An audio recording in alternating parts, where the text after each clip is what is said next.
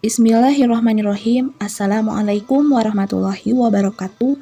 Kami dari kelompok 2 akan melakukan presentasi dan pemaparan materi mengenai genetika, di mana kami sudah melakukan pembelajaran dan pembahasan mengenai genetika itu sendiri. Yang pertama, apa sih yang dimaksud dari genetika? Genetika disebut juga sebagai ilmu keturunan yang berasal dari bahasa Latin dari kata genos yang artinya suku, bangsa-bangsa atau sifat asal-usul. Lalu adapun makna genetika secara etimologi yaitu berasal dari kata genos dari bahasa Latin yang berarti asal mula kejadian.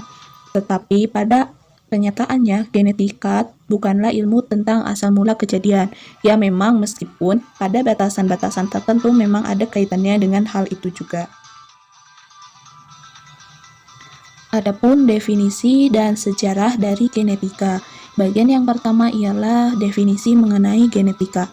Genetika adalah ilmu yang berhubungan dengan studi dan pemahaman tentang faktor keturunan, evolusi, perkembangan, ekologi, biologi molekuler, dan ilmu forensis. Nah, seorang ilmuwan yang bernama Gregor Johann Mendel merupakan orang yang pertama kali melakukan penelitian mengenai penurunan sifat melalui tanaman kacang ercis. Dari hasil percobaan tersebut, beliau berhasil menemukan penurunan-penurunan atau pemahaman baru mengenai definisi dan genetika. Sebenarnya, Mendel bukanlah orang pertama yang melakukan percobaan-percobaan bersilangan, tetapi beliau melakukan percobaan tersebut berbeda dengan para pendahulunya, tetapi masih berpatok terhadap hasil penemuan terlebih para pendahulu. Nah, Mendel melakukan percobaannya dengan secara keseluruhan sifatnya yang kompleks, dan beliau juga mengamati pola pewarisan sifat demi sifat, sehingga beliau dijuluki dan dinobatkan sebagai Bapak Genetika. Mengenai pola pewarisan sifat, kemudian ini menjadi landasan utama bagi perkembangan genetika berbagai suatu cabang ilmu pengetahuan. Tetapi selama lebih dari 30 tahun tidak pernah ada penelitian lain yang memperhatikannya atau melakukan penelitian-penelitian lebih lanjut dari genetika itu sendiri. Lalu pada tahun 1900 barulah 3 orang ahli botani secara terpisah melakukan penelitian mengenai genetika, yaitu yang pertama ada Hugo de Vries di Belanda, yang kedua ada Karl Correns di Jerman, dan yang ketiga ada Erik von dari Australia. Selanjutnya, pada abad ke-20, ketika biokimia mulai berkembang sebagai cabang ilmu pengetahuan baru, para ahli genetika tertarik untuk mengetahui lebih dalam tentang hakikat materi mengenai genetika, khususnya mengenai sifat biokimia. Lalu pada tahun 1920-an dan kemudian pada tahun 1940-an terungkap bahwa senyawa kimia materi genetika adalah asam deoksiribonukleat atau DNA dengan ditemukan model struktur molekul DNA pada tahun 1953 oleh Watson dan Crick. Dimulailah era genetika yang baru yang disebut dengan era genetika molekuler. Kemudian, adapun bagian dari genetika yaitu kromosom, gen, dan DNA. Apa sih kromosom, gen, dan DNA? Keterkaitan dari mereka bertiga itu apa sih? Yang pertama, kita telah belajar mengenai sel, di mana di dalam sel itu terdapat inti sel atau nukleus. Dan di dalam nukleus terdapat pilihan-pilihan atau kumpalan-kumpalan yang membeku dan membentuk kromosom. Kemudian, DNA ialah untaian ganda polonukleotida yang saling bergulungan dengan protein histon dan membentuk benang-benang kromatid. Nah, itu dia yang disebut dengan kromosom. Jadi, kromosom ialah bentuk DNA yang menguntai dan memilih benang-benang kromatin. Kemudian, gen ialah pembawa sifat yang terbentuk dari barisan basa DNA. Jadi, kromosom, gen, dan DNA saling memiliki keterkaitan satu sama lain. Kemudian, bagian dari kromosom yaitu memiliki macam-macam kromosom. Yang pertama yaitu berdasarkan fungsinya. Dibagi menjadi 2 yaitu autosom dan gonosom. Yang disebut autosom ialah kromosom tubuh yang membawa sifat atau ciri sel-sel tubuh. Kemudian gonosom disebut juga kromosom kelamin, di mana gonosom itu memberi ciri atau jenis kelamin yang terdiri dari kromosom X dan kromosom Y. Jika pada sel tubuh terdiri dari autosom sebanyak 44 dan gonosomnya sebanyak 2 gonosom. Kemudian, jika pada sel kelamin terdiri dari 22 autosom dan 1 gonosom. Lalu berdasarkan bentuk atau letaknya terbagi menjadi 4, yaitu yang pertama ada telosentrik, yang kedua ada akrosentrik, yang ketiga ada submetasentrik, dan yang terakhir ialah ada metasentrik. Nah, yang pertama telosentrik, di mana sentromernya terdapat di paling ujung dan hanya memiliki satu lengan. Telosentrik ditunjukkan oleh gambar bagian yang A. Kemudian yang kedua ialah akrosentrik, di mana sentromernya terdapat di bagian ujung, tetapi di bagian ujung setelah sentromer terdapat lengan. Panjang lengannya yaitu sangat kecil, diperkirakan hanya 1/4 dari lengan yang satunya. Jadi akrosentrik itu memiliki 2 lengan, namun yang satu panjang dan yang satu pendek.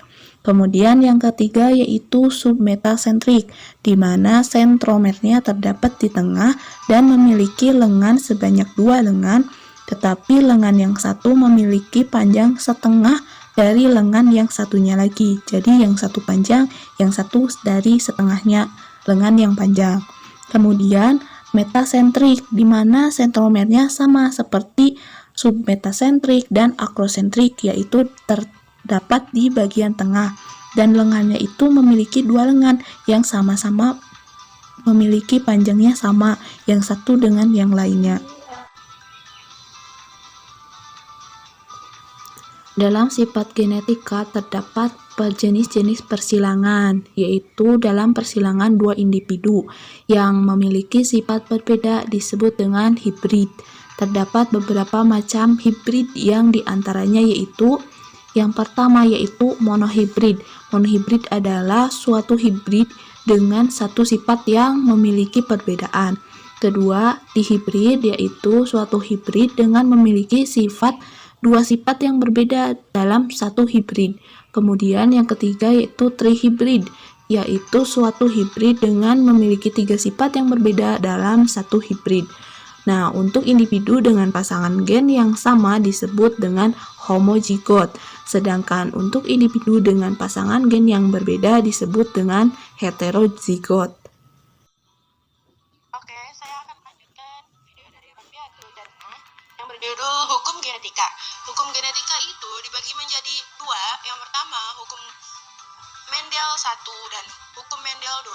Yang pertama, hukum 1 Mendel dikenal dengan pemisah gen yang sealel sifat dominan yang tidak muncul secara penuh disebut dengan sifat intermediat. Hukum 1 Mendel dikenal dengan hukum pengelompokan gen secara bebas.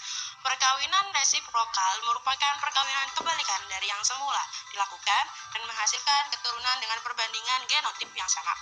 Perkawinan balik atau backcross ialah perkawinan antara individu F1 dengan salah satu induknya. Uji silang S-cross ialah perkawinan antara individu satu hibrid dengan individu yang homozigot. Resesif alel ialah gen-gen yang terletak pada lokus yang sama dengan kromosom homolog. Dan gangguan pada proses genetika, gangguan ini disebabkan oleh perubahan mutasi DNA yang dapat diturunkan karena mutasi terjadi di sel ovum atau sel sperma. Secara umum gangguan ini penyimpangan semu hukum Mendel. Menyimpang semu hukum Mendel yaitu seperti penyimpangan pola dasar yang dikemukakan dalam hukum Mendel, tetapi sebenarnya merupakan modifikasi hukum Mendel. Yang pertama, epistasis dan hipostasis merupakan salah satu bentuk interaksi gen dalam hal gen domainan mengalahkan gen domainan lainnya yang bukan sealel. Dan yang kedua, cryptomery, peristiwa gen dominan seolah-olah tersembunyi bila berada bersama dengan gen dominan lainnya dan akan terlihat bila berdiri sendiri. Dan yang ketiga, atavisme merupakan peristiwa munculnya sifat baru pada F1 dan F2. Yang keempat, polimery, pembastaran homozigot dengan banyak sifat beda yang berdiri sendiri tetapi mempengaruhi bagian yang sama pada suatu organisme. Dan yang kelima, gen komplementer, gen-gen yang berinteraksi dan saling melengkapi. Pautan gen merupakan peristiwa dua gen atau lebih yang terletak pada satu kromosom dan tidak dapat memisahkan diri. Pindah saling merupakan peristiwa. Perpindahan ini merupakan peristiwa yang terjadi apabila ada pertukaran sebagian gen-gen suatu kromatid dengan gen-gen dari kromatid pasangan homolognya. Pautan seks merupakan suatu sifat keturunan yang pewarisnya ditentukan oleh kromosom kelamin. Selanjutnya, gangguan gen tunggal. Gangguan gen tunggal atau gangguan gen genetika yang dapat dengan mudah dilacak dari generasi ke generasi biasanya adalah gangguan gen tunggal, yaitu hanya satu gen yang tidak berfungsi dengan baik. Dan yang kedua, gangguan multifaktorial. Seiring dengan pemahaman mengenai genetika dan gangguan terkait genetik, makin disadari bahwa banyak penyakit pada manusia disebabkan oleh kombinasi faktor-faktor lingkungan dan sejumlah gen lainnya. Resiko terjadinya penyakit multifaktor ialah sangat sulit diprediksi dibandingkan gangguan gen tunggal lainnya. Dan yang ketiga, abnormalitas kromosom. Abnormalitas kromosom menyebabkan banyak penyakit genetik dan meliputi perubahan jumlah kromosom dan struktur kromosom tersebut.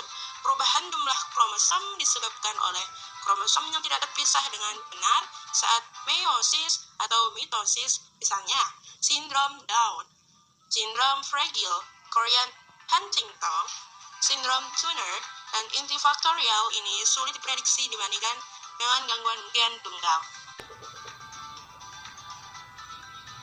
Selanjutnya, jika dalam genetika itu terdapat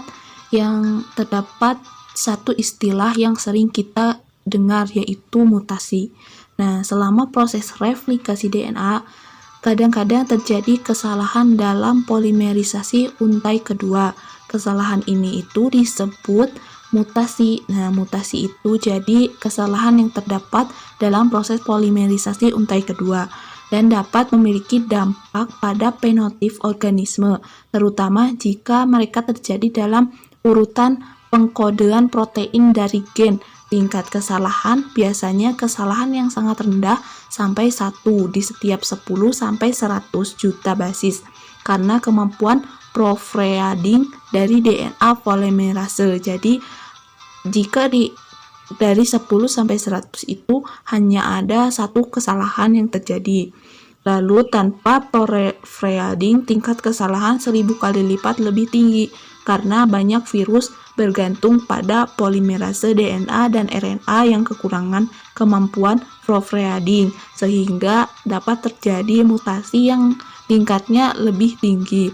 Nah, mereka itu mengalami tingkat mutasi yang lebih tinggi karena si virus tersebut yang mengakibatkan DNA dan RNA yang mengurangi kemampuan proofreading. Kemudian proses yang meningkatkan laju perubahan dalam DNA disebut mutagenik. Bahan kimia mutagenik mempromosikan kesalahan dalam replikasi DNA, sering dengan mengganggu struktur dasar pasangan, sedangkan radiasi UV menginduksi mutasi dengan menyebabkan kerusakan pada struktur DNA.